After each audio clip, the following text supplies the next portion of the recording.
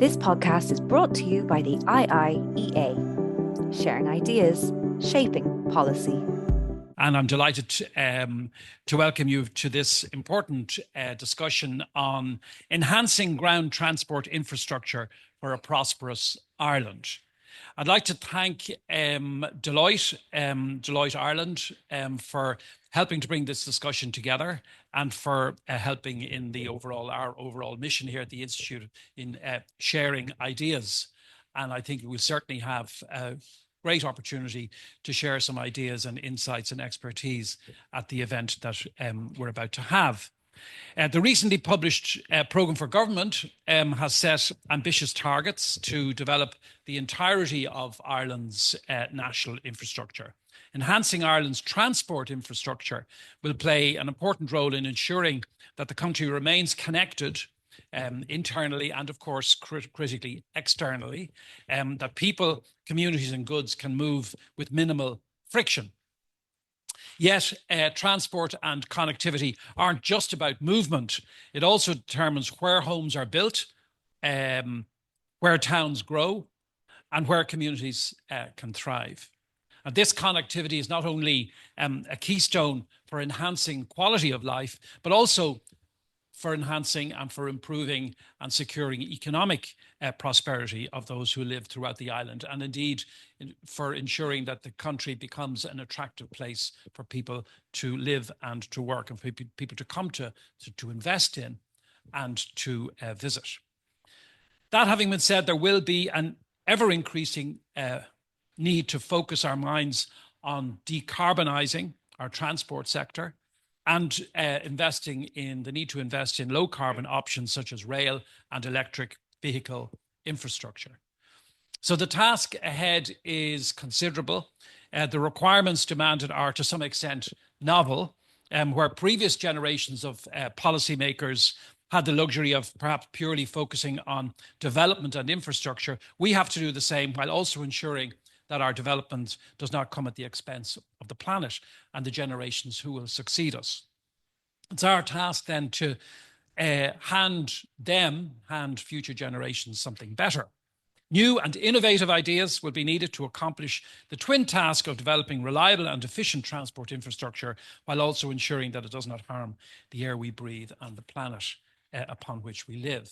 So the agenda is wide, the challenges are enormous, but I think the discussion will be insightful, will be stimulating, and there's much to hear from our expert panel today. So the only other task for me is to hand over to our friend Richard Bruton, my former colleague, our friend Richard Bruton, the former Minister Richard Bruton. I remember when Dick Springs stood down from politics, people used to constantly use the term former. He was former this and former that. And I remember him snapping at somebody one day, stop saying former. But anyway, Richard won't mind. He's very well known to you all. It's my pleasure to hand over to Richard Bruton. Very much, Alex. I'll try and stay out of this as much as possible and let the fantastic panel we have speak for themselves. I like Alex, I was Minister for Climate, and so I have an intense interest in this subject. Also like to recognise Martin Manser, a former colleague of ours who is in the audience. He represents a rural constituency, unlike both myself and Alex. So we really are fortunate. Deloitte, Stephen Mohan has put together a very good team here, and he will say a word at the very end just to acknowledge the work that they've put into this. And we have, I suppose, someone who's from the TII doing the job, someone from the academic background who is looking at, the principles of how the job should be done, and someone from the consultancy background who, I suppose, advises and looks at best practice in other jurisdictions that might influence our thinking. So really good panel. They are, as I say, Rachel Cahill, Debbie Hopkins, and Stephen Prendeville. So without further ado, just to give you an outline of the way this will run, I'll give 7 minutes each to each of the speakers. Then there will be a 10-minute slot when the speakers can dispute one another's version of events if they wish to. And at that stage, I hope you will be thinking up questions and answers and comments. I think more emphasis on questions than long comments, but I'm sure you know the drill. We also have people online, and I have a little pad here that will tell me what questions are coming in from people online. So we try to make sure that everyone is included. So without further ado, just to introduce Rachel, she's a director of Executive Office with Transport Infrastructure Ireland and leads key strategic cross-organisational initiatives and programmes, most noticeably TII's Sustainability and Climate Action Strategy. Rachel is a chartered accountant with 20 years' experience working in transport and mobility sector. Prior to joining TII, Rachel spent 10 years working in the banking industry in both operational and financial roles. And Rachel sponsored and led the development of a very interesting project, Travelling in Women's Shoes, studying and reporting a report that was published in 2020. It's the first of its kind that gives a perspective as to how well we're meeting the expectations of women who are part of the travelling public. So without further ado, over to you, Rich. Very much, Richard, and good afternoon, everybody. I'm delighted to be here this afternoon to take part in this panel discussion, so thank you very much for inviting me here today. I thought I'd start off by introducing Transport Infrastructure Ireland, or TII for short. Our purpose is to provide sustainable transport infrastructure and services, ensuring that our national road network and our light rail network are safe and resilient, delivering better accessibility and sustainable mobility for people and goods. Just by way of context, over the last 25 years, we have developed and delivered the national road network in partnership with 31 local authorities. It's probably the biggest public asset that we have, spanning 5,500 kilometres, and it has a value of about 32 billion euros, so it's a significant public asset. We operate, maintain, and continue to improve the national road network, this continues to be a key priority for us at TII. Over the past 20 years, we have developed and delivered the light rail network, our Luas, that runs through our city, Dublin City, and we've done this in partnership with the National Transport Authority. So that's really where we've come from. So looking forward and to the future and how we can enhance transport infrastructure for a prosperous Ireland, there were three themes I was going to discuss today. So the first theme really is talking about Luas and light rail in general. Light rail is a high-capacity, energy-efficient and low-carbon transport, sustainable transport mode. Luas is at the heart of Dublin's public transport network, and it really has a significant contribution in shifting people out of their cars onto more sustainable forms of transport. It provides a convenient and attractive alternative to the car, and it efficiently moves large volumes of people between work, home and play or leisure. We have seen firsthand over the last 20 years the success of Luas, being the catalyst for economic development and also unlocking housing delivery, really creating a more productive and efficient capital city. So we'd like to see more light rail, more Luas in Dublin, and also more light rail in our capital major cities of Cork and Galway. I've just brought a report today. If anybody's interested particularly in looking at the last 20 years of Luas, the benefits of Luas over the last 20 years, it's quite amazing how quickly 20 years goes by. This is available on our website. It's a really easy, accessible report full of pictures and graphs and numbers, but I'd really recommend that people have a look at that. So before I move on then to, I just want to talk about Metrolink. Metrolink will transform Dublin's public transport network. It's again a mega public transport project. It's the first of its kind in Ireland. It's a high capacity, high frequency, a modern metro railway that will have 16 stations between Swords and Charlemont. I think my colleague Michelle might be here somewhere today. I'm not sure if anybody of my TII colleagues, she's brought the Metrolink VR virtual reality set. So anybody who's interested in looking to see what some of the metro stations might look like, I'd really recommend that you have a look at that. I'm not exactly sure where the VR is set up. Oh, it's here. There you go. So actually, I should have seen, we have the map here of our 16 stations, but I'd really recommend people have a look at that perhaps after.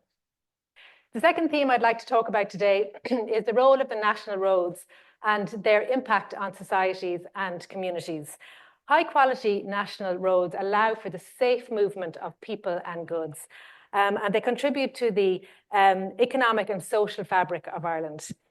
The national road network is the backbone of the Irish economy and carries 90% of the interurban freight movements across the country. Connectivity is a critical priority and it's so important. And the national road network facilitates this, in particular regional and rural accessibility. Some of the projects that will come through in the second half of the NDP will improve accessibility to areas like the northwest of Ireland and also to the south of Ireland. So specific projects to call out include the Donegal 10T project, and I'm sure my colleague Stephen, who lives in Donegal, will be looking forward to that. But that really will enhance that area, the regional and rural area in the northwest. And also the N20, M20 Cork to Limerick project will also enhance the corridors in the south.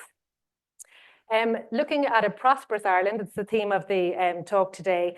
The national road network is vital for international connectivity and competitiveness. So this brings our ports into play. So projects like the N28 Cork to Ringaskiddy scheme will greatly enhance the freight corridors in that area, which will strengthen our links with the UK and mainland Europe. The third theme, the last theme, couldn't come here today without talking about decarbonisation. Obviously, it's so important for all sorts of reasons. So TII, we are delivering high-powered EV infrastructure charging along the national road network. And I guess the key thing here, we have a number of grant schemes in play at the moment, which will deliver the infrastructure that is required across the country. Delivering the infrastructure is one thing, but really it's about building the relationships and the partnerships that are required with the energy sector.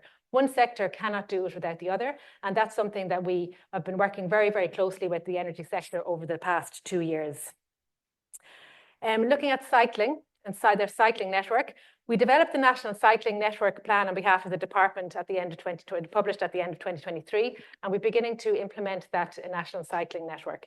It's a significant program that will span about 3,500 kilometres. It will connect about 200 settlements. So really, when you're talking about people, individual people, it'll touch about 2.8 in terms of population. So it's a significant program. I'd like to talk about tackling behavioural change, which is a key element when you're looking to deliver and implement sustainable transport modes. It's a huge challenge, and research really is at the core of tackling behavioural change.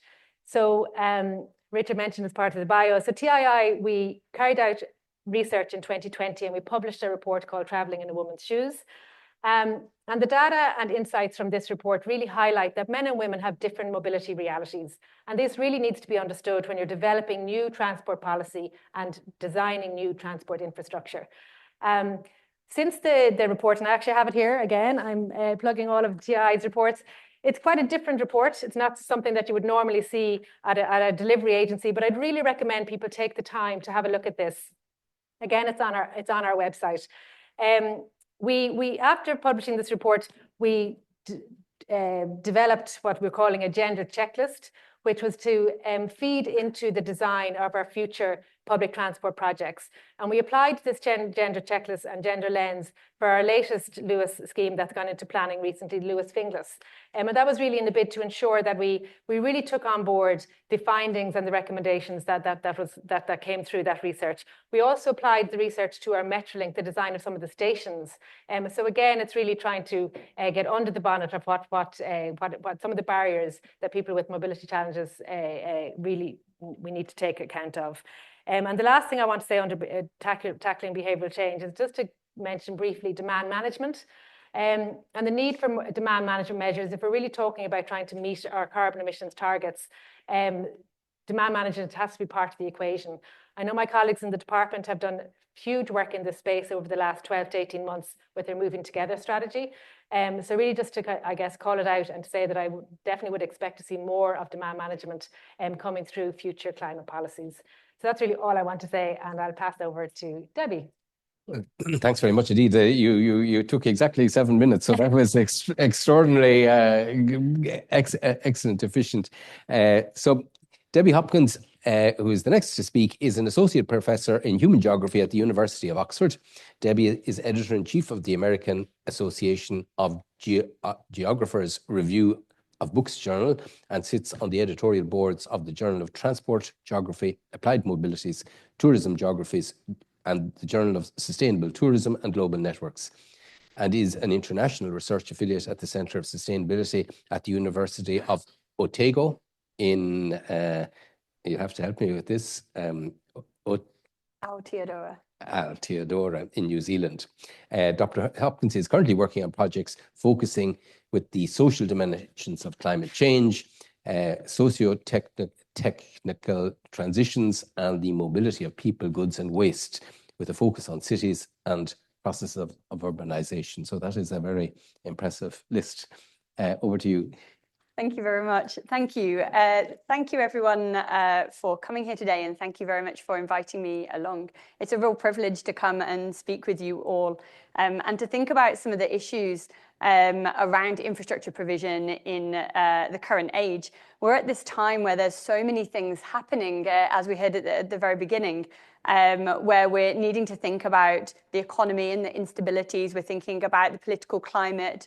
We're thinking about the climate and the climate emergency. And there's this language of compounding, the ways that all of these issues come together, that they're not just simultaneously happening, but they're compounding and layering in ways that exacerbate certain problems, that create new time constraints, that spatially play out very differently from the local to the national to the global. They link us together, but they also create divisions in how we might respond. As an academic, I spend a lot of time thinking about words and concepts and ideas. And I hope that you will allow me to think about some of this with you now. I don't do it as an exercise of pontificating or delaying, but because this language is really important. So if we take the idea of prosperous, there's lots of different ways that we might think about a prosperous nation, who it is prosperous for, whose conceptualization, whose definition of prosperous gets forwarded. Whilst we would like to believe that everybody in this room, we've probably got a lot of things in common, given that we're here on this topic, we'd probably like to assume we'd have the same idea of what a prosperous nation would look like. But actually, I think if we started that conversation, we'd find that we would differ quite largely on the basis of who we are, what we want the country to look like into the future, where we've been, what academic training we have, disciplines that inform our ideas, and so on. Actually, if we went beyond this room, we would probably find greater still divergence on what prosperity looks like. And the issue there is, whose idea do we follow? And if we are forwarding one agenda for a prosperous nation, whose ideas are getting left behind?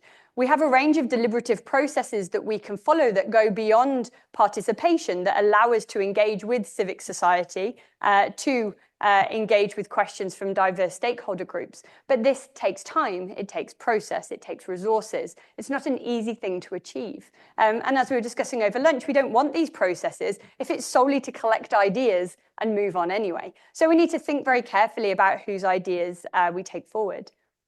In the time of climate crisis, we know that the climate emergency is something that needs to be at the front of our agendas.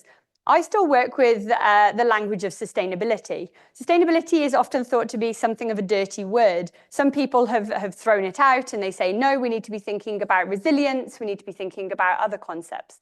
I retain sustainability because I think it encourages us to think beyond the environment as an isolated sphere. In my perspective, we haven't solved the climate crisis if we exacerbate inequality, if we continue to create harm for some communities over others. The academic literature shows us that much of the activity that could forward an environmental sustainability agenda actually just benefits those who are benefiting from society anyway. It's helping us fundamentally, and it's not helping those on lower incomes, it's not helping those who aren't benefiting from our system. If we take this into transport, we can think of a number of examples off the top of our minds, things like electric vehicles, things like cycling.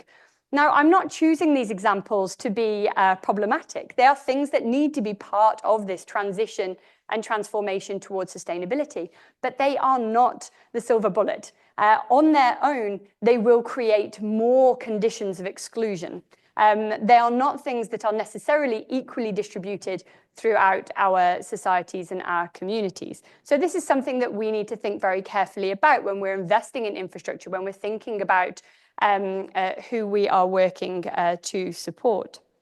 There are three intersecting questions that I'm going to now pose. So the first is, what urban centres do we want for Ireland, and what mobilities are enabled or constrained through these urban centres? How is housing affordability and availability tackled, and what transport is built into this process? And to what degree is road freight included in discussions of renewed ground transport infrastructure? The last question is really implicit in the former two questions, because my area of interest at the moment is really around road freight. So I've worked in transport decarbonisation for the last decade or so. And one of the things that has become really clear to me is that road freight is excluded from this. It's seen as secondary too. And often that's because it's seen to be a private sector concern. However, road freight uses public infrastructure all the time. And the strategies to create more livable, more environmentally sustainable communities often is contingent on more and more road freight movements. But those are often rubbing against one another. So if I think of the example of densifying urban areas, if we think about walkable communities, which many of us want, we then don't want HGVs, large trucks sat next to us. When we're riding our bikes down a bike lane, we don't want to share that road with heavy haulage. Yet to build the housing that we require, to build the infrastructure that we require, there are probably going to be more trucks on our roads. Without including it and making it a central component of our planning, our policy, we run the risk of creating more of these hazards, more road fatalities, more road injuries, not encouraging people onto their bikes because they don't feel safe to do so. I'm going to leave it there, and I look forward to questions later. Thank you. No, thanks very much indeed. So our final speaker is Stephen Prendeville. He's a partner at Deloitte Ireland, leading their infrastructure, transport and regional government practice. Stephen is a core member of Deloitte's Sustainability Leadership Group. Originally from Limerick, the Treaty County, Stephen moved to Canada in 2011, where he worked with large cities, including Toronto, Calgary, Vancouver, Edmonton, Montreal and Ottawa, to deliver sustainable mobility solutions, as well as climate and infrastructure resilience advisory services. His experience and work to date has included some of the largest and most complex infrastructure undertakings, covering over 50 billion euro in capital expenditure to date. Stephen has extensive experience in disruption and strategic advisory, transaction and commercial advisory, energy transition pathways. That's a real estate and urban development strategy. That is quite a range of integrated strategies there. So over to you. Thank you very much. Wrote that myself. So it's hard to follow Rachel and Debbie. I'm going to try and put my own three themes into the mix, and try and build on some of the dialogue. And I don't know if you heard the Freudian slip earlier, but you know, we almost called Cork the capital of the country there earlier on. But it's interesting that Debbie then poses the question about, you know, what are the urban centres that we want, and that urban rural. Maybe she's weighing into the urban rural conversation there that we have in Ireland a lot, without necessarily knowing all of the backstory that exists. And maybe just to frame my first thought process around what it would take to enhance transportation. And Debbie did a good job in terms of the nuance of what a prosperous Ireland might look like.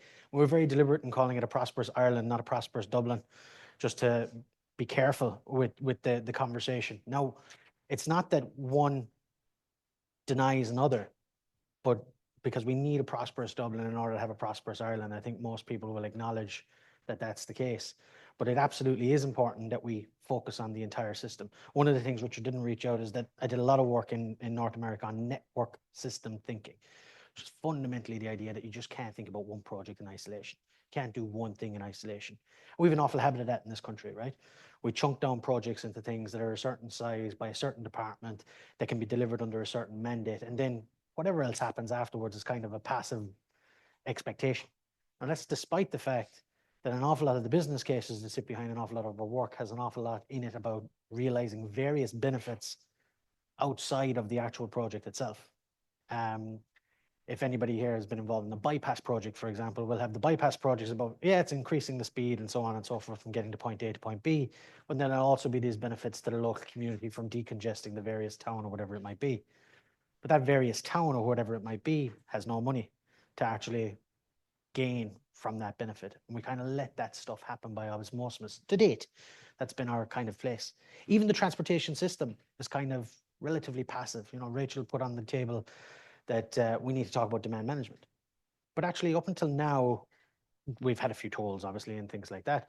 Our experience with truly activating the transportation system is relatively light. We've built it, people use it, but we're not necessarily deliberately encouraging a particular behavior with that infrastructure. So I like to think about our transportation system as the cardiovascular system of the country. And I picked that analogy for a very specific reason. The first is that the heart of it, it's not Cork. It really is Dublin. And we're days away maybe from a massive heart attack in the context of Dublin. Now, thankfully, we have a major infrastructure plan, which kind of amounts to basically quadruple bypass between Metrolink and Bus Connects and Dart Plus and various other congestion-based charges and so on. So I think Dublin has a really good plan and a pathway forward. But if we continue to feed the Dublin system with, continue the analogy, more blood, more traffic over the next 30 years, we'll be back where we started, right? So there is an element of we need to start controlling the inputs into the system a bit better. And a lot of people will say, well, we don't have enough information to do this. We don't have enough information to do that. And actually, we should.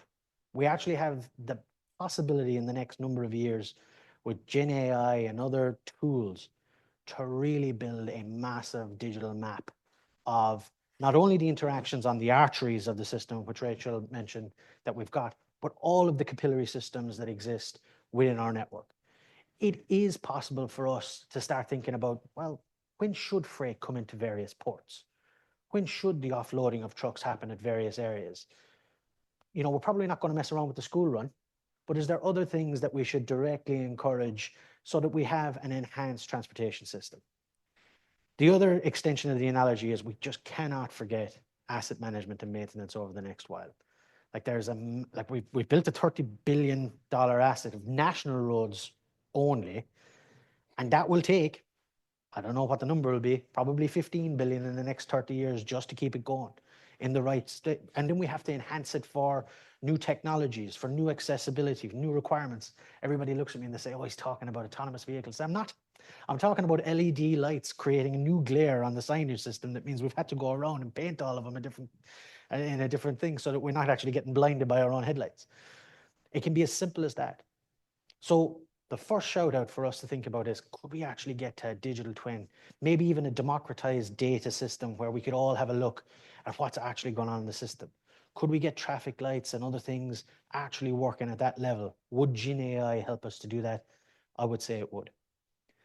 The second thing, and I kind of alluded to it, was, can we actually expand the definition of a transportation project in the context of the system? So we talk about stakeholder engagement, we talk about engaging with local communities, but an awful lot of that is we've had an idea for a project and we'll go and we'll tell you about it.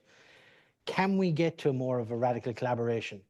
Now, a lot of people will say, well, Stephen, you're talking about something that's going to really slow things down. But what if we just did it between ourselves? And I mean that in the context of different parts of the transportation system actually just talking to themselves for a start. You know, from the private hauliers and the ports and the road network and the rail network. Like, you know, we talk, and I'm not trying to get anybody in trouble or anything like that, but, you know, Irish Rail know that they need people to get to the stations in the right way going forward. They know they have to work collaboratively with other elements of the public transport system to make that work. In Dublin, we know it all has to hang together between autonomous vehicles, electric vehicles, mobility scooters, Lewis's, etc. And we're hitting a couple of the things that we're encountering over the last little while where those things are not lined up. We developed a framework in Deloitte with the economist in Duke University last year called Infrastructure for Good. And Ireland actually scored really high in it. We came in 6th, 68 points out of 100. Loads of space for us to increase. And we dropped the one area where we were weak was in stakeholder engagement. Now that'll stick in everybody in the rooms crawl because they've been involved in public houses. We do an extensive amount of it. But it's the wrong kind. It's the kind that's really just there to justify getting on with a project as opposed to actually form a project. And the final thing, if we can, and this is again maybe into the enhancing transportation idea, is we haven't really embraced mobility as a service, as a concept at all yet as a country. And we haven't done that for a number of reasons, and I know some of it is historic, but there's an element of, if we're going to improve the accessibility of the system, the options, and actually taking more of a behavioral change aspect to it, like putting information into the customer's hands, not the passenger, the customer's hands, making the transportation system less about just getting from A to B and actually as a product that's consumed, making sure that it's predictable, reliable, comfortable, safe, these kind of concepts that are really critical to improving the quality of the journey time. You think about, if I go back to the cardiovascular system just to finish it, our system is definitely under pressure. We're doing untold damage to the economy. We're the third most congested city in Dublin. And everybody kind of, the economists, there's probably a few economists in the room, they can tell you that that has had a cost and they'll number it in the billions. But it means nothing. But it is lost time, a lot of lost time in society, which breeds a whole host of societal issues, a whole host of things that are going on in people's lives that are exacerbated by the fact that they spent an extra hour in traffic in a week than they didn't have to. So there is an element of the system is getting us by, but it's not exactly healthy. And we kind of have to acknowledge that a little bit and kind of say, okay, well, the thing about it being a cardiovascular system is, like, for most of us, and I'm sitting on the stage and I'm realizing I'm not exactly the picture of health. There's an element of, yeah, but you'll get by. And it'll be a long time before the system will actually break, even though it's not actually optimized. It's not actually working at the level that it could be. So that's it for me, Richard.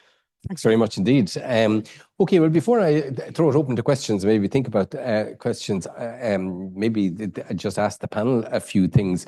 I'm intrigued with the comment that we need to move more towards mobility as a service, and the contrast you pitch between building the asset and managing its use, because, there people feel that if we build more roads, they will be immediately filled again. So I'm just wondering, what are the practical policy tools of mobility as a service? I mean, I think of, we have 3 million private vehicles, which are idle 98% of the time. Surely with your AI models, we can crack the need for such a large, which would then, we wouldn't have to have so many basements in our new apartments. We wouldn't, there's so many knock-on effects. So just what are the concepts of mobility as a service that might be practical for TII or policymakers? So the first is an open, common data environment, right? Open, live, available data. What's going on out there? How many people leave for a new destination today without putting it into Google Maps first? I'm sorry, I'm labeling Google Maps. You might use another app, into an app to find out about that location. We never used to do that. You'd normally drive and you'd circle the block a couple of times and you'd find where you're going. Today, we put it in because we want to know with some degree of certainty what you're getting into before you go out there, right? If you ask someone why they won't participate in a car sharing regime, maybe outside of Dublin, big part of it is certainty. Will it be there when I need it for my needs? And the reason we can't give them that certainty is there isn't enough data to support it. We can't tell where the cars are going to be. We can't tell really where the demand centers are going to be at that car-based level. Now, remove car for a moment. It's not about just car. Mobility as a service, at its heart, is about matching the right mobility solution for the right journey type. You don't need a car to run a kilometer down the road. You need an electric scooter, or you need an electric bike, or you need something. But equally, and maybe to pick up on Rachel's point, you can't assume that that's okay for everybody. So some users will need a car. Some mobility issues will need a particular type of service. So you can't be exclusionary in that context either. The reason, I suppose, that at the heart of the concept is you're putting the power in the consumer's hands, and the consumer then drives the solution demand. Think about that. It's a completely different mindset. Today, we will build Lewis for a capacity that we then will expect people to come in and use. And all history dictates that they will use it, right? And we've done loads of models to show that it will hoover up that much demand. 20 years. And it's undeniable, right? It's undeniable, but we build it that way. We build it and we'll expect it to come in. Mobility as a service will be the demand is created by the people on the data, and then providers will come and fulfill that demand. Now, you still need a backbone public transport system. It doesn't work if it's only mobility as a service. But then what you need from the national providers is you need them to integrate with the mobility as a service. And you'll have this concept of last mile a lot of the time. Like Bus Connects will work really well if we get mobility as a service working on last mile, for example. Yeah. Sorry, can I ask just, Debbie, you made an interesting distinction between sustainability, which I used to be minister responsible for that, the 17 goals, and environmental protection. But I suppose with the Paris Agreement, everything has been set up in very rigid targets that we have to meet or hit compliance issues. So like in practical terms, EVs seem a very effective way of getting rid of fossil fuel in the short term. Like how are policymakers expected to, handle these very specific obligations with the much higher sort of policy goals? Yeah, it's a brilliant question, and it's at the heart of the issue. With sustainability, the reason that there's been a focus on the economy and on the environment is because we can quantify them. It's far more difficult to quantify gendered experiences of mobility. And so we get this real difficulty where we've fallen into a pattern of reporting. That reporting is very important. Dealing with the climate crisis is very important, but we can measure, we can create targets, we get people responding to that and layers of reporting, as you say, that overlooks the fact that people live lives that are complicated and messy and can't always come down to numbers on spreadsheets. And I think that it's finding a place where policymakers, those implementing, those dealing with these issues, have the space to incorporate forms of data that aren't around just measurement. And I'm not saying that we shouldn't be doing that. We very much need to be abiding by the Paris Agreement and sticking to our obligations. But going back to what I said before, from my perspective, we haven't dealt with the climate crisis if we have a more unequal society getting there. So if we have 30% of the population can drive electric vehicles and we've driven down to net zero because we've offset the vast majority of the rest of it, but 70% are still driving diesel vehicles or are still, we've not really solved the problem. We've solved it on a spreadsheet, but the world is still not in a great place. So I'm not really answering your question because it's very complicated in that sense. What we need is the space to be able to say, actually, yes, we need to do this, but we need resource also to check that by responding here, we're not making things worse in this other sphere.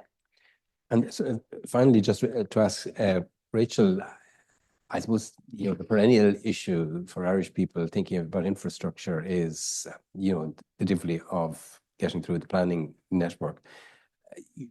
Where are we on that now? There's a new planning act, there's new beefed up Board Pleanála, there's better planning courts and all of that. There is sort of stuff happening. Is there any evidence that this is transforming the environment? That's a very tricky question, Richard. It's probably what I was paid to. it's too early yet to say whether it can make a difference or not, to be perfectly honest. Yeah. I think the new Planning Act is new. But you're right, planning is a challenge for all delivery agencies, and no matter what infrastructure that you're involved in. I think probably a major project might have taken 7 years from start to finish. Previously, it's now probably taking double the length of time due to planning, but also judicial reviews and challenges that are part and parcel of delivering infrastructure at the moment. So I can't really answer your question to say, have I any evidence as to whether it's making a difference? We certainly like things to be more move more quickly, for sure. And, you know, our Metrolink, we're still waiting for the decision from On Board Prinola on Metrolink. We recently submitted our, as I said, the railway order for Lewis Finglas. So we live in hope, but it's out of our hands. So our job is to get it in as quickly as we can, answer whatever questions come out, and you know, all of that. That's our job, but unfortunately we have to wait. So I don't have the answer. No, it is a tricky one. It's a challenge, big challenge. Well, Bus Connects in my patch is held up because of the location of one bus stop, which is, you know, very... So without further ado, I'll throw out questions, and I'll favour people in the hall first. So I'll start with the lady here in the front, and then Tom, and then Donald. I'm Sarah Carey. I work with Rachel, so I can't ask her a question. So I'll put it to Stephen. Stephen, you've worked in several different markets, you know, Canada, America, and that. And in terms of both models they have for building infrastructure and the culture that they have an attachment to different kinds of transport, do you see any commonalities between Ireland and other markets, either in terms of, you know, what we share or how we're distinctive and maybe particularly obstructive to changing behaviour? And then another one, Richard, I hope you'd forgive me if I might ask you a question as one of the most experienced ministers in the country, and a good one too, I think most people would agree.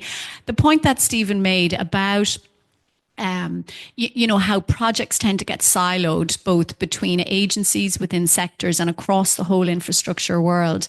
You know, do you see, is there any kind of possibility to change that culture and have a network system where there are coordinated decisions coming from central government that might help us all move things along? Well, we were sort of chatting about this over lunch, and what seemed to me a rather hopeful thing that Stephen said was that in Canada, is it? Yeah. They have a sort of a step back review process that doesn't just look at how's the project going, but looks at, is it achieving the wider goals that we intended? You know, will the community have a school to go to? Will they have a bus to ride on? Will there be childcare? And I don't think we've anything like that. I think even at local level, our local government is remarkably siloed. You know, you don't have Dublin Port, you know, talking to the city manager, talking to the manager of Dublin Bus in any sort of forum where, you know, these sort of integrated thinking could occur. So I think that's a hopeful route to explore. But Stephen will have to tell us, give us the quotes of how it works. So Sarah, I've never come across a place quite like Ireland.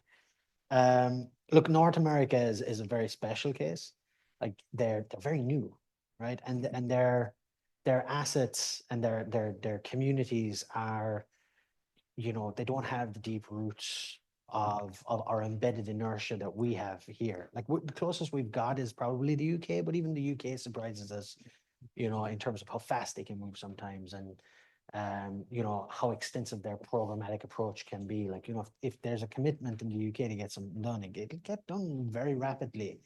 But if I take the North American example, what we experienced around 2014, 2015 there was a realization that the transportation system was creating ghettos, that it was holding back economic development in a way that, you know, you would have heard about all these cities starting to sprawl. An awful lot of sprawl is just endemic of the fact that there's nothing to anchor communities around. And then, like, public transport in particular was bus based, and it was seen as, you know, being for the lower classes and all those kinds of things that we tried to avoid. Higher order transport wasn't invested in because it wasn't seen as being necessary. But what they have in North America and Canada in particular is they had the ability to change their policy position really quickly at the local level. So at municipal level, they were able to come in, they were able to say, do you know what, we're going to do a complete land plan here. That over there, that's for housing. That over there, that's for agriculture. Don't like it? Move to another city. You know? They go and they say, we're going to be this particular tech type. That's what the universities are going to spend their time on. That's the kind of industry we're going to go and look for to come in. And we're going to compete with Toronto or Calgary. And we're going to be the AI capital, as an example. And they could just do that. You don't see any of that happening at our local level, right? We don't know who we want to be from an industry perspective. We're off-takers an awful lot of the time of national FDI plans. And we're hopefully going to get a land planning thing, strategy, I think they're calling it, at some point. Like it is being worked on, and I'm sure there'll be fights about it for years, because that's kind of what happens in this country. But like, we need to get there. We need to get there for all sorts of reasons outside of transport, including renewable energy and other things. So it has to be part of what we actually crack in the next 5 years if we're going to be successful. Okay, I take Tom Ferris and Donal O'Brien, and I'll come to you. I have one online here I might throw in before I come. Thank you, Richard. Tom Ferris, active member of a number of IEA committees. Observation / question, and then a very specific question. The observation / really comes from Stephen talking about the flexibility. And I asked this in the context of having been part of the Transport 21 team, and they produced a wonderful government report in November 2005, 34 billion. Problem was very soon after the fiscal crisis. So it is the flexibility you talked about, the need for scenario planning, foresight planning. So there might be a little response on that. And then my very specific question is to turn around to the audience. How many people came here by public transport today? And that's not a loaded question. That's a good answer. Myself, yes. Active travel. Okay, Donal. Yeah. Donal O'Brien, I'm a member of the Institute. My interest in transport stems from leading a residents' association campaign to have the port tunnel built, even though it went under some of our members' houses, because we saw it as one of a set of mutually reinforcing measures that would enhance our city and our area by improving traffic management. We got the tunnel, we didn't get the rest. And hence my question. A couple of weeks ago on Morning Ireland, the project leader, country project director of AECOM talked about a programmatic approach to projects. And my question to Rachel and Stephen in particular is, given what we heard from Rachel, to what extent can the Metrolink project be regarded as part of a programmatic approach when it will not be interlinked with the other two, interoperable with the other two existing rail-based system in our capital city? Secondly, it will not lead to improved experience and supply chains needed for the other Lewis projects that Rachel referred to. And so basically, we're talking about a prosperous Ireland, but our public transport is beset by feuding public sector baronies who are incapable of being forced or working together, and where our elected representatives will not take action to force them to work together. I just add one other thing about data. Metrolink is put forward as a major project connecting Dublin City to the airport. Over 70% of the people, airport passengers, are traveling for leisure or visiting family and friends, so they're not time pressed. Only 25% of airport passengers have destinations and origins in the city centre, and that's according to NTA reports. It's interesting, Stephen, that the NTA stopped publishing data on the origin and destination of landside passengers at Dublin Airport, even though they collected the data in 2016 and in 2022. They have not published it as they did in 2001 and 2011. Thanks very much. There are two questions that have come in online. One is from Alan Dukes about the local link and whether the 3-year contracts that they're now on, are they going to become a more permanent feature of our system? And another question came from David Dodd, who's asking about enforcement of, priority where it's given, bus lanes, parking, so on. How good are we on the enforcement side of things? So over to whoever. Do you want to start, Rachel? I think you're... Okay, so there's a number of things in all of that. So I'll start with the last first. So the enforcement, absolutely, that's key for the successful implementation of the safety cameras that are being discussed at the minute. We are developing a safety enforcement strategy, and on behalf of the department, that's in train. So that will probably be finished, I'd say, Q1 of this year. Obviously, that's strategy, and then it looks. Oh, thank you. And then it's about implementing the strategy. So there's a number of different stakeholders involved. There's the Department of Transport, there's the Road Safety Authority, there's Garda Síochána, there's the Department of Justice, and there's ourselves. So a number of different stakeholders are feeding into that strategy, and in turn will feed into the implementation plan, successful enforcement of the enforcement camera. The local link, that's probably not for me. It's probably more a question to the NTA. So I don't have an answer for that. Fair enough. Excellent. But I will say, I mean, part of the overriding, and it's something what Stephen was talking about earlier, not so much the mobility as a service, but it's connected, the whole integrated mobility. And that's something that we're really trying to deliver across all the different agencies, whether it's the department or whether it's ourselves or the NTA or whomever, Bus Ireland. It's all about integrated mobility. So I can only imagine that the local links will continue, but I don't know for sure. More than to talk about the Metrolink, I think, and my question was not directed to you. Oh, thank you. TII position is. I attended the oral hearing. Okay, thank you. So I don't think it's up to, so that's Okay. up to our vendor. Stephen, if you want Okay. to. They're specific. I think maybe just to reinforce a message on mobility as a service, and in the context of Metrolink, and look, don't take this flippantly, because it's not meant to be. But we need different modes of transportation in order to move different types of people in different ways. Now, that's not a comment to say that Metrolink is all right or all wrong. It's not actually a project for the airport, but the airport's on it, right? And there's lots that might come of it. And there was lots, I suppose. I remember a day where it was kind of, identified that Dublin was the one capital city that didn't have an airport link, for example, and that somehow justified Metrolink. It's not really. And look, the project obviously has been through a number of iterations and evolutions, and it used to go all the way down to the south side and all that kind of carry on, right? And I don't want to get into that, but it is almost undeniable.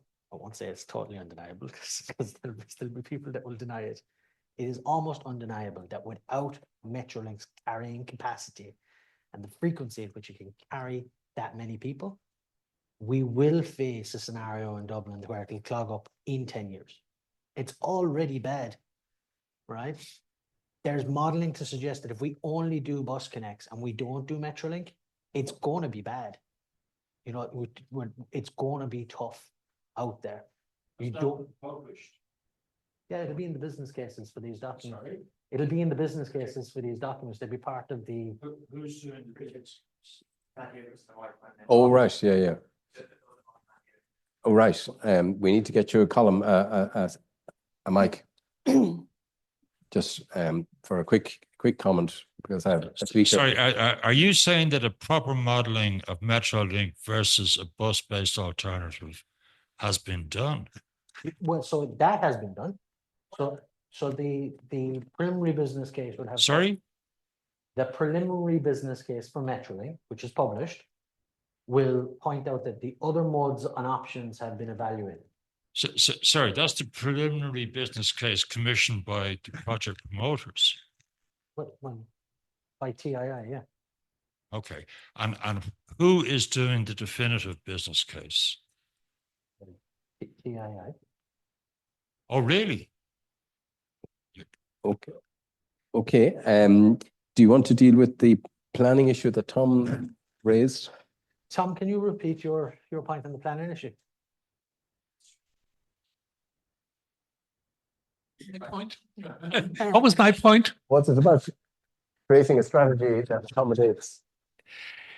And I look at the academic on this, there are foresight scenarios. Oh, yeah. It is having, and it emanated from Stephen's point, it is, can't be so definitive that this is the way we are going. You need a flexibility, and you need the alternative scenarios that Colin McCarthy's looking for as well. Okay. Do you want to go, Debbie? Sure, I'll go first and then you can follow up if you want. So, I mean, the scenarios, absolutely. I think the flexibility, what you're describing as well around mobility as a service, around integrated transport systems, around electric, it's about it's opening up possibilities, right? Opening up opportunities. If you just build roads, absolutely, as you said before, they will fill. We'll have more congestion in 5-10 years' time. So it's opening up possibilities. It's not saying every person has to be on an e-scooter. As somebody that's never been on an e-scooter and probably will never go on one, you know, there's different opportunities for different people. It makes a more rounded transport system. And I think that your scenarios that you're describing are very much part of this. It's about coming back to this idea of what is Prosperous Ireland? What do we want as the city of Dublin? What do we want as a country? Who are we speaking to? And actually, scenario building is one approach. Backcasting is a different approach. So backcasting encourages you to do that visioning and say, right, this is the world that we're looking to move towards. And if we move backwards, these are the different scenarios for next week. And then we move backwards. So we're actually working towards a goal. And actually, that's quite a nice strategy because it says we recognize there's not one pathway there, but we are all working towards, a prosperous island, whatever we think that might be. Yeah. Very much. We've about 10 minutes left. So, yeah, yourself. I'll take 3 here. Yeah. Thank you. So, hi, everyone. So my name is Beatriz Martinez Pastor. I'm an assistant professor in transport and also the director for the Center of Critical Infrastructures that we have at UCD. So we have been talking about transport systems and how important they are on our daily life. So they are impacting in everything that we do. But we know that they become even more important when extreme events are happening, when any disruption is happening on the network. And you have briefly talked a bit about resilience and how important it is that we create this type of resilience transport system. So my question is Ireland doing enough to future-proof and to try to prepare our infrastructures against climate change, particularly the transportation system? So I would like to know a bit about your opinions from your different. Very good. This lady in the front here. Hi, everyone. My question is basically to Stephen. I'm Abhi. I'm a senior consultant with Deloitte India currently, and I've worked with the Government of India on deployment of electric vehicles, and where we have studied the integration of digital solutions along with the deployment of such vehicles. I wanted to ask, are there any enormous challenges that the country today is facing that can, derail us from the path of deployment in terms of digital integration in sustainable transport systems? Okay, I'll take Lorcan, yeah.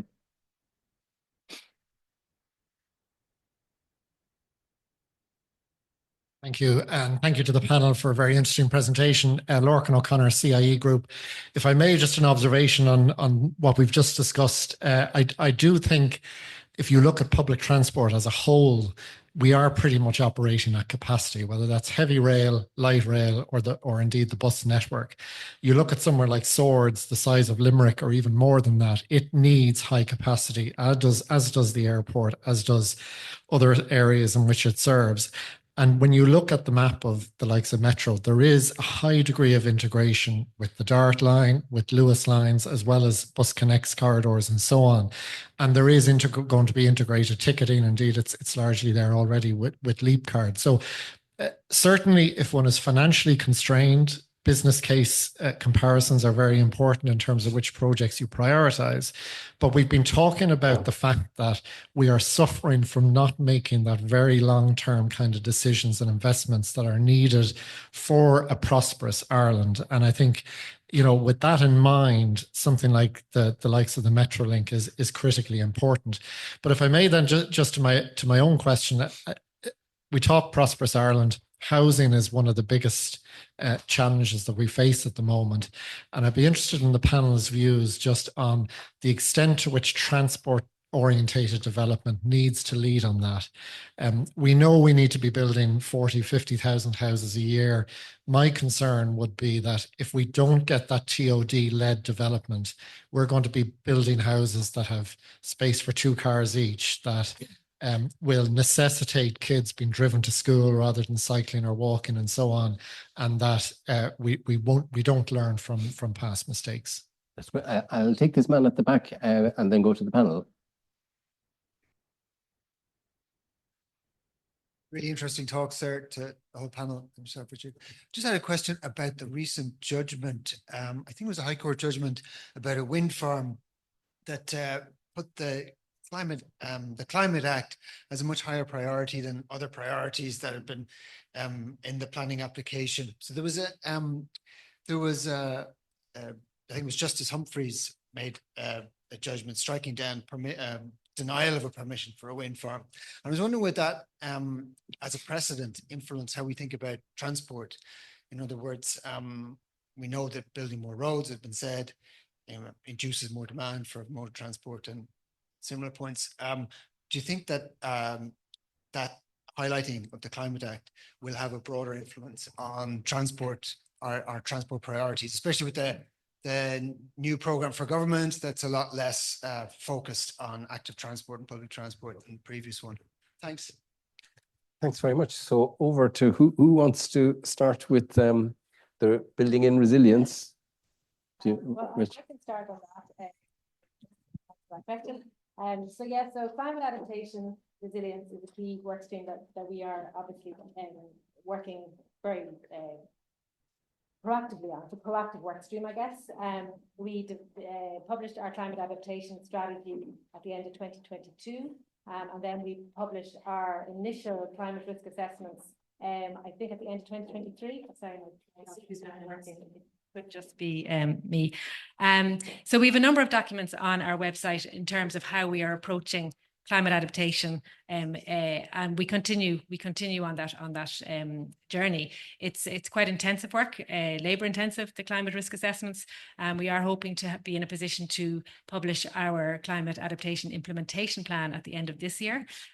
So that, I think, to answer your question. And then obviously that's climate adaptation, but the ongoing, and I know you referenced it earlier, Stephen, the ongoing asset management and resilience work that's required is just so important, and it's a huge priority for us across. As I said, the national road network is 5,500 kilometers, and it's just part of our day-to-day, but we can never take it for granted. But the extreme weather, that's where climate adaptation and resilience comes into play.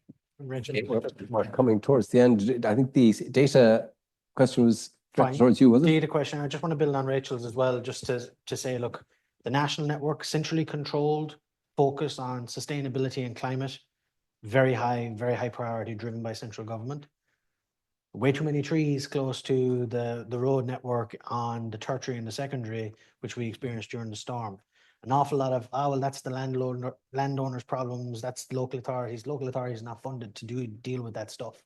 So there is an element of, outside of the centrally controlled transportation network, there needs a bit more focus on what does resilience mean, because an awful lot of communities were cut off right in the last storm. There's no denying it, right? It wasn't a problem with the national network. It wasn't, well, there was some problems in Irish Rail and stuff like that, but like they were solvable, you know? On the digital integration stuff, it's kind of the same challenge. The challenge is that it's multiple owners of the potential data sources and data uses that not necessarily talking to each other.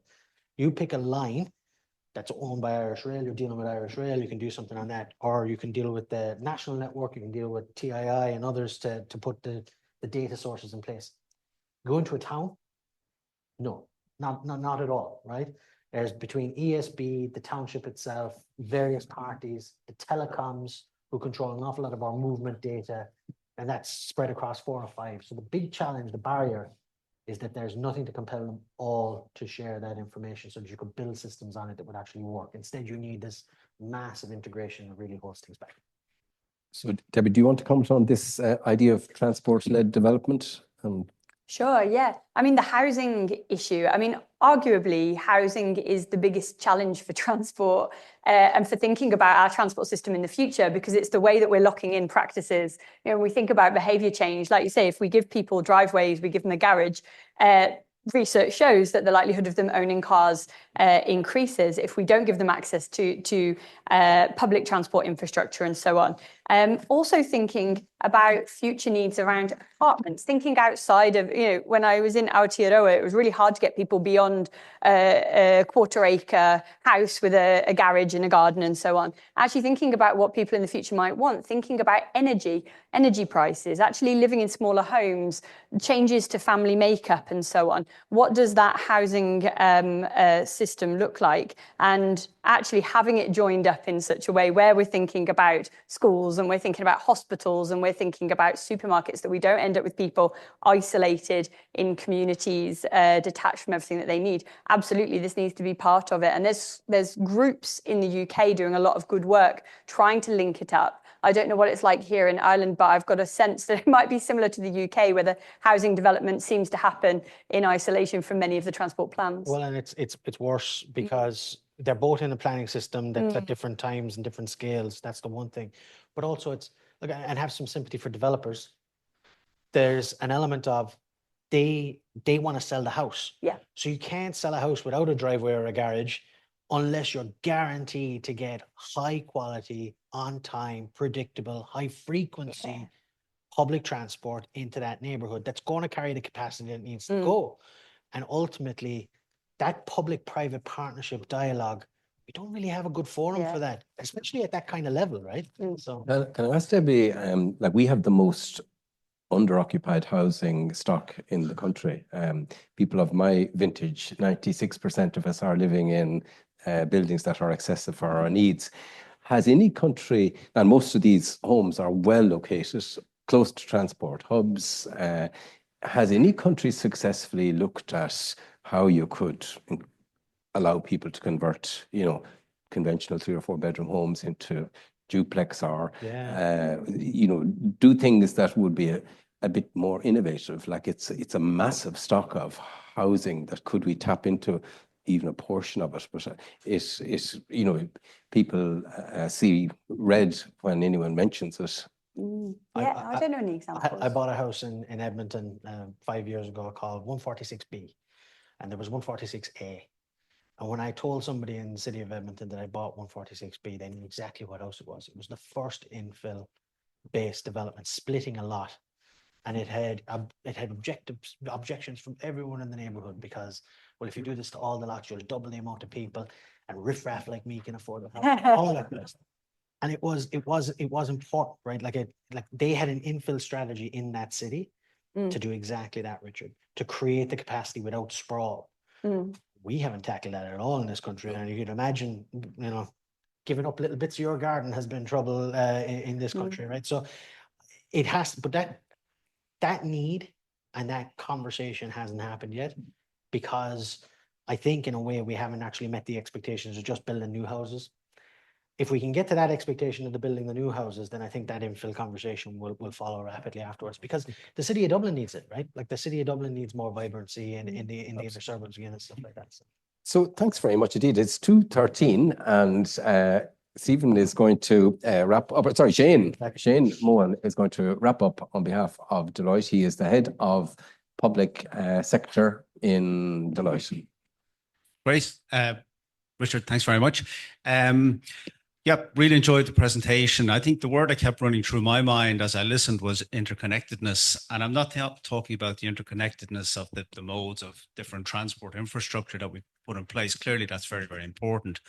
But really what I've been thinking all through the conversation is the impact on our society, our economy, our way of life, our cultural way of life, our different communities, how we bring those with us. And of course, the climate implications, both the positive and the negative one of all of the decisions that have to be made in relation to our transport infrastructure. So those decisions are important. They're pretty critical for us all. They're complex, and indeed they're also emotive, because they do impact on every one of us and our families. So from a Deloitte point of view, we are absolutely, really, really pleased that we can contribute to this debate, but also to facilitate and enable forums like this. where people can come together and to share ideas. So maybe just on behalf of Stephen and myself, a couple of very, very brief thank yous.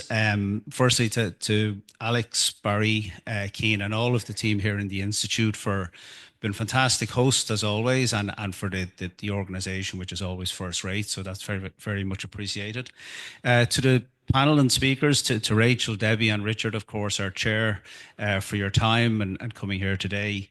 And also to Sheila and Aisling from our Deloitte team as well for all their work behind the scenes. So I hope everyone really enjoyed it. I certainly did. And lots more to follow, I'm sure. Thank you, everyone.